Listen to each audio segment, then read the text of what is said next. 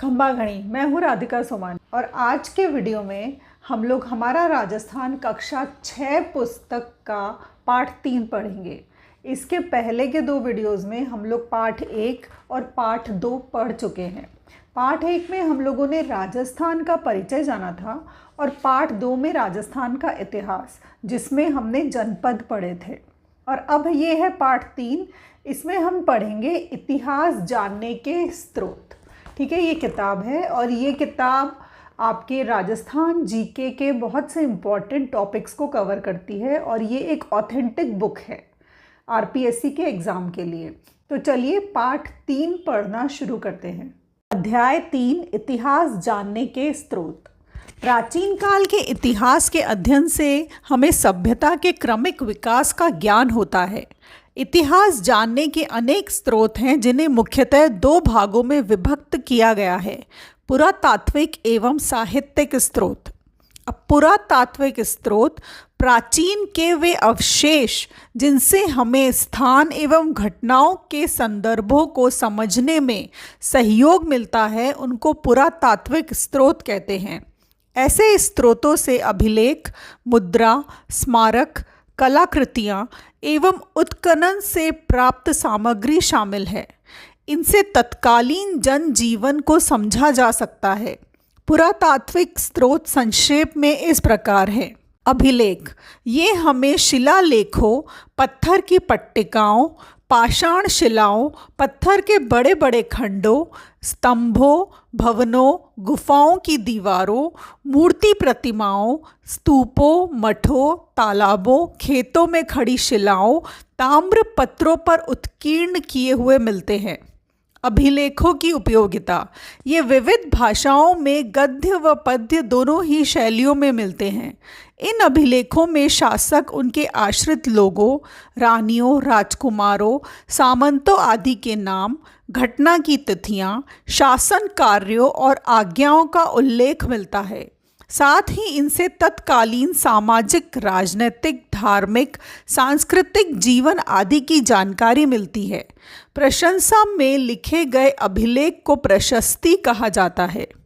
प्रमुख अभिलेख: नगरी अभिलेख, कंसवा अभिलेख, घटियाला अभिलेख, किराड़ू अभिलेख, नांदसा और बरनाला यूप, स्तंभ लेख, सामौली शिलालेख आदि से राजस्थान की धार्मिक व्यवस्था, यज्ञों के प्रकार, भूमि तथा द्रव्य दान, राजनीतिक सीमा आदि की जानकारी प्राप्त होती है।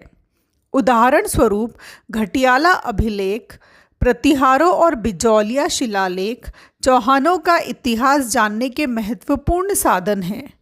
चीरवा का शिलालेख रावल समर सिंह के युग की जानकारी देता है। स्मारक: राजस्थान के विभिन्न स्मारकों में दुर्ग प्रमुख हैं।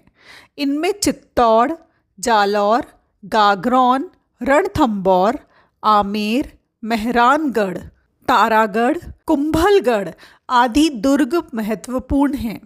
इनके अलावा भवन, राजा प्रासाद, सार्वजनिक भवन, स्नानागार, जनसाधारण के घर, विहार, मठ, चैत्य, स्तूप, मंदिर, समाधि, बावड़ी, कूप आदि भी स्मारक हैं। ये हमें तत्कालीन स्थापत्य कला, धार्मिक विश्वास, उपासना पद्धति, मनुष्य की चेतना और समृद्धि का ज्ञान भी करवाते हैं। मुद्राएं: मुद्राओं अथवा सिक्कों, छापों या प्रतीकों से किसी भी काल विशेष की राजनीतिक, धार्मिक, आर्थिक स्थिति का पता लगता है। मुद्राओं पर अंकित चिन्ह, भाषा, लिपि, सन, संवत, नाम सहित धातु की शुद्धता, नाप तौल आदि से हमें उस समय की समृद्धि आदि का ज्ञान होता है। सिक्के राज्य व शासक की शक्ति के सूचक भी हैं।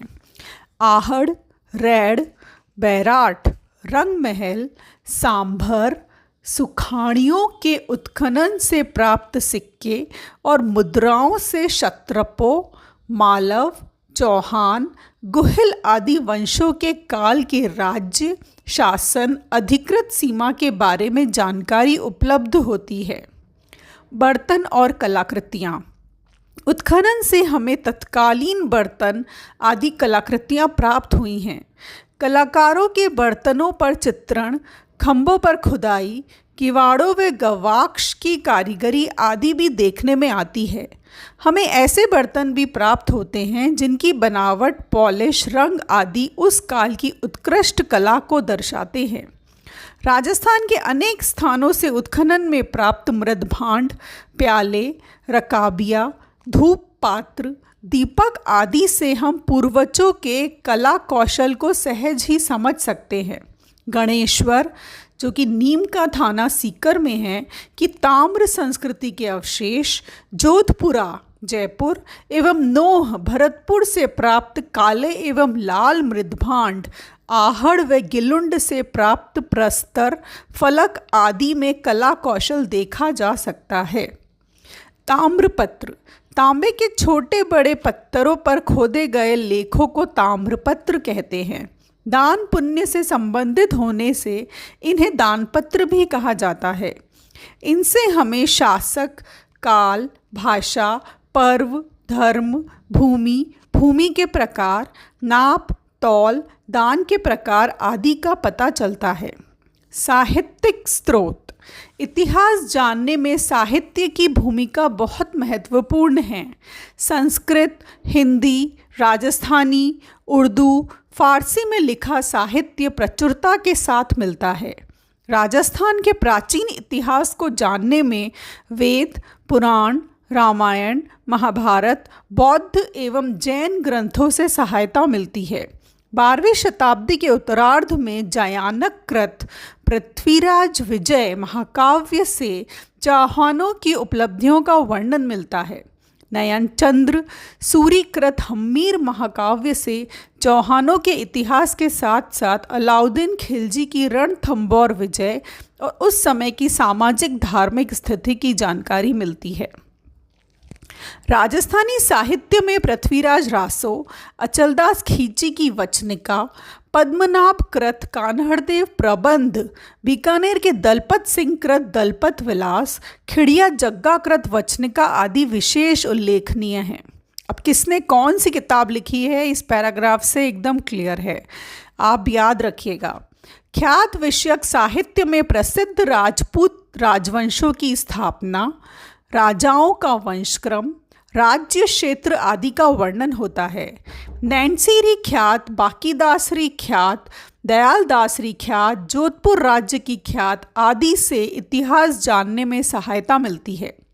फारसी उर्दू तवारीखों से हमें विशेषतः मध्यकालीन राजस्थान का इतिहास समझने में मदद मिलती है। तो मध्यकालीन राजस्थान का इतिहास हम कहाँ से समझते हैं? फारसी उर्दू तवारीखों से। फिर है कर्नल जेम्स टॉड कृत annuls and antiquities of Rajasthan और पश्चिम भारत की यात्रा, बूंदी के महाकवि सूर्यमल मिसण का वंश भास्कर, कविराज श्यामल दास कृत वीर विनोद, विश्वेश्वर नाथ रेऊ कृत मारवाड़ राज्य का इतिहास, गौरीशंकर हरिचंद ओझा लिखित उदयपुर, जोधपुर, सिरोही, डूंगरपुर, बांसवाड़ा, प्रतापगढ़ के इतिहास ग्रंथ उल्लेखनीय हैं। आप देखिए ये पैराग्राफ जो साहित्यिक स्रोत है इसमें बहुत सारी किताबों के बारे में बताया गया है और साथ ही उनके लेखकों का नाम भी दिया गया है। तो बहुत सी जो इम्पोर्टेंट बुक्स हैं जिनके क्वेश्चंस आरपीएससी जनरली पूछती है वो उनके सारे लेखक इसमें दिए हुए हैं और उनसे हमें किस चीज़ की जानकारी मिलती है वो भी इसमें बताई गई है। तो इस पैराग्राफ को आप बहुत क्लियरली और अच्छे से पढ़िएगा। ये था चैप्टर। उसके बाद है शब्दावली। अभिलेख, अभिलेख हैं ताम्रपत्र, पत्थर आदि पर खुदा हुआ लेख। उत्खनन, उत्खनन खुदाई को कहते हैं और मृदभांड मिट्टी के बर्तन हैं। अब ये देखिए वंश भास्कर के लेखक कौन हैं? अभी हमने पिछले पैराग्राफ में साहित्यिक स्रोत में पढ़ा है कि वंश भास्कर सूर्यमल मिसण द्वारा लिखित है। फिर है रिक्त स्थानों की पूर्ति कीजिए। प्रशंसा में लिखे गए अभिलेख को प्रशस्ति कहा जाता है। तेने संस्कृत में उत्कीर्ण का शिलालेख रावल राम सिंह के युग तक की जानकारी देता है। ये कौन सा शिलालेख है? तो ये हो जाएगा चीरवा का शिलालेख, जो कि रावल समर सिंह के युग तक की जानकारी देता है। हाँ जी, तो हम लोगों ने इतिहास जानने के स्रोत ये चैप्टर पढ़ लिया है।